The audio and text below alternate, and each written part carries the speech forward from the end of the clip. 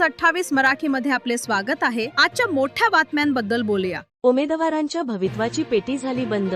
सांगली जिल्हा तालुका खानापूर विटे शहरातील नगरपरिषदेच्या निवडणुकीसाठी एकूण 65 उमेदवार निवडणुकीच्या रिंगणात उतरले असून शिवसेना शिंदे गटाचे 26 तर भारतीय जनता पार्टीचेही 26, राष्ट्रवादी अजित पवार गटाचे नाव आणि 4 अपक्ष उमेदवार या रणांगणात नगरसेवकाच्या शर्यतीमध्ये असून नगराध्यक्ष पदासाठी सरळ तिरंगी लढत झाली।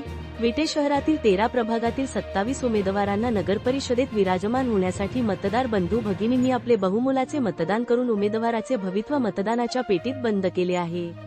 विट्यातील एकूण संपूर्ण बूथमध्ये सायंकाळी शेवटच्या क्षणापर्यंत विटे शहरात 70 ते 75% मतदान झाल्याचे मतदान केंद्र अधिकारी यांच्याकडून सांगण्यात आले। इंडिया न्यूज 28 पुणे विभाग प्रमुख दिलीप गायकवाडची रिपोर्ट।